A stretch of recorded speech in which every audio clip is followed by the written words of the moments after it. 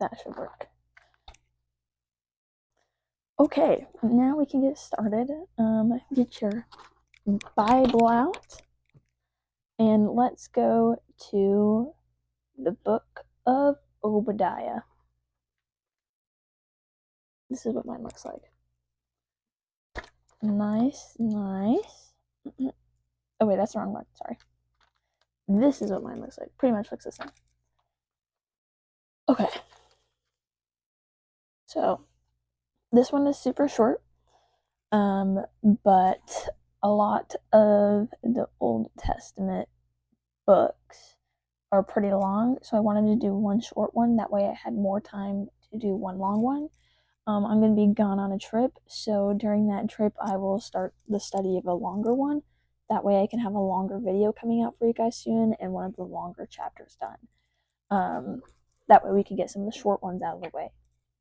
Okay, so let's just get right into it. So Obadiah is a prophetic book, and a book of judgment, God's judgment on, I think it's pronounced Edom. I'm gonna call it that.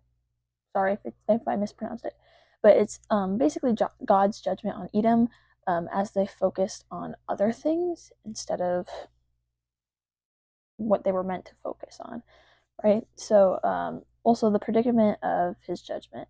So this whole book of Obadiah will show us that the truth is, sorry, will show us the truth that God is on the throne and he is ultimately, extremely, faithfully, and fully cares for us. So yeah, that's what this book is pretty much about. Also, this book is important to read during political times.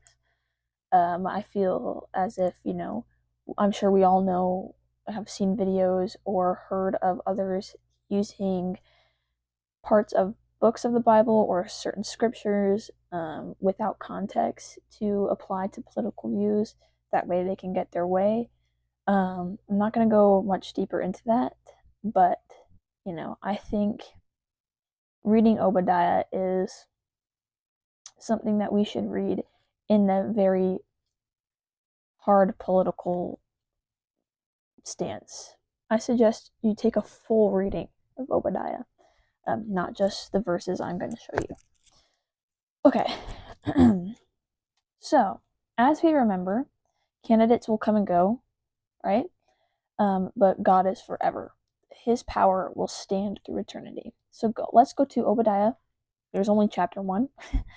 So verses 3 to 4. And that says, "Your arrogant heart has deceived you, you who live in clefts of the rock, in your home on the heights, who say to yourself, who can bring me down to the ground? Though you seem to soar like an eagle and make your nest among the stars, even from there I will bring you down. This is the Lord's declaration. Sorry. So this verse can also show us, you know, even political candidates, but anybody who thinks that they are above anybody else, who they think that they're on top, that they're ultimately the best, God will show them eventually that you cannot be so arrogant and think that you can get away with it because you're just so great, right? Because there's only one who's the greatest of them all, and that's God. So, so arrogance, high egos, selfishness, God doesn't like it. He does not care for it at all. The quicker you are to be arrogant and boasting in all of your accomplishments and all of your greats and all of your achievements, your rewards, the quicker you'll find yourself to be humbled by God, because He will humble you quickly. So just keep that in mind. Just as He humbled the nation of Edom in this book.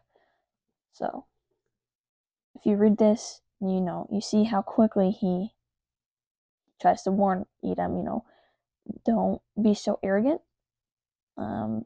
focus on what you need to focus on, because I will come humble you. And then they don't. He humbles them quickly. He'll do the same to you. Just because, you can't be selfish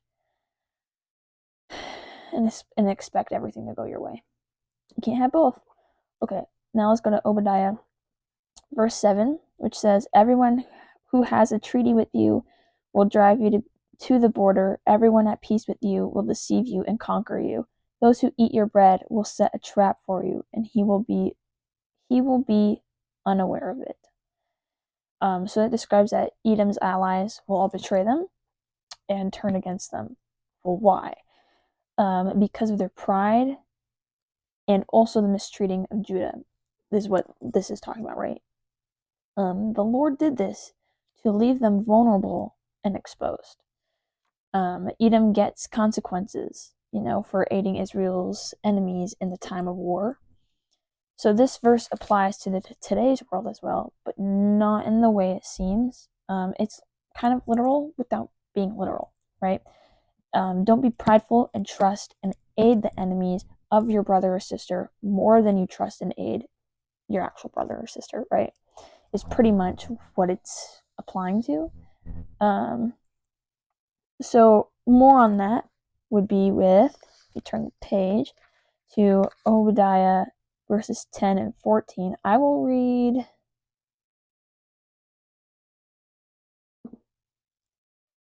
verse 10 and I'll show the rest right here. So verse 10 says, "You will be covered with shame and destroyed forever because of violence done to your brother Jacob." And then this is what the rest of it says. So what I said earlier about the enemies, trusting and aiding your enemies of your brother and sister instead of them, you can get more of what Edom's sins against Judah was and how God reacted to that by reading Obadiah verses 10 to 14.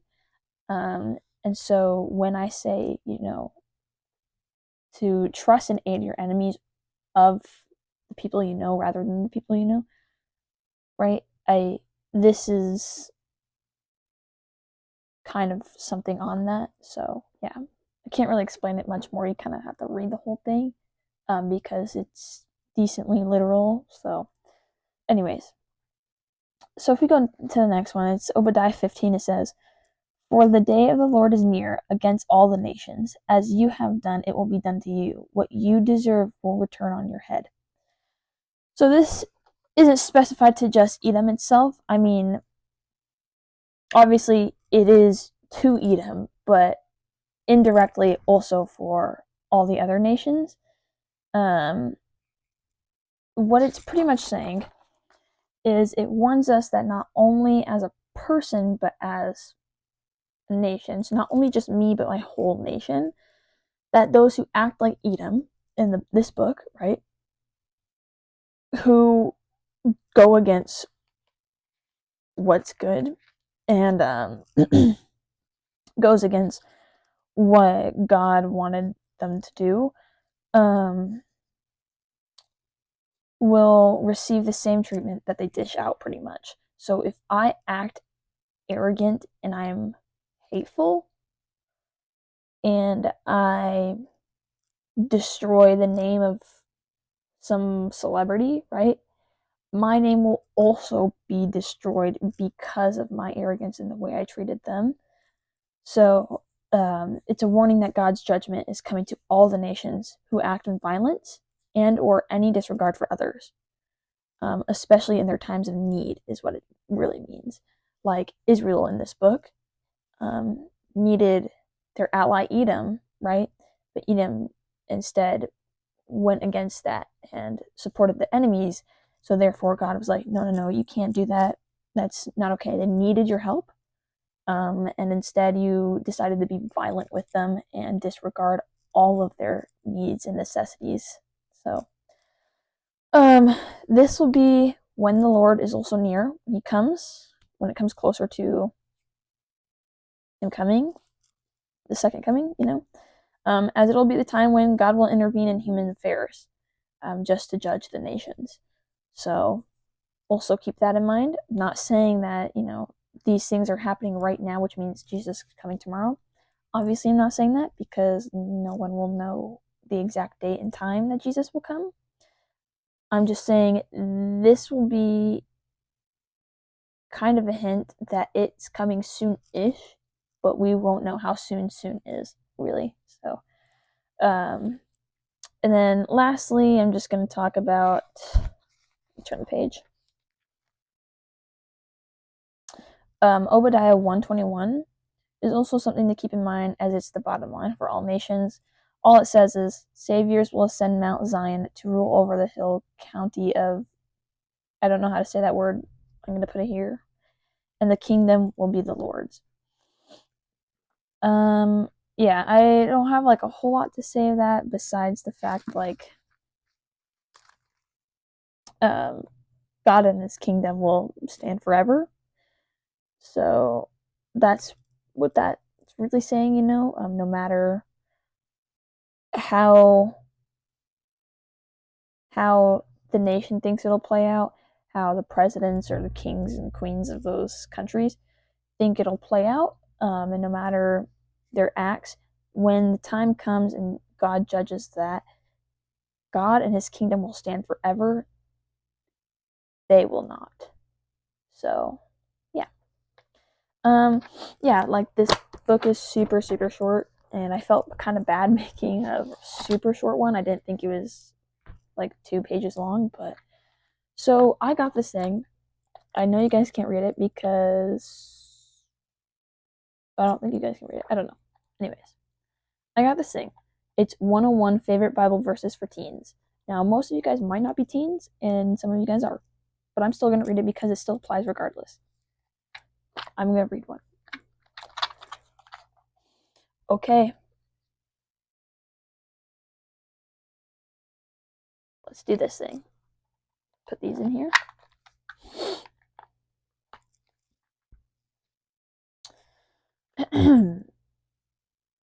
We'll read both the front and back. How about that? The one says, it's 1 Peter 5:7. It says, cast all your anxiety on him because he cares for you. And the back says, Proverbs 17:17, which is, a friend is always loyal and a brother is born to help in time of need. Well, look how perfectly that one aligned with our thing today. Help others in need.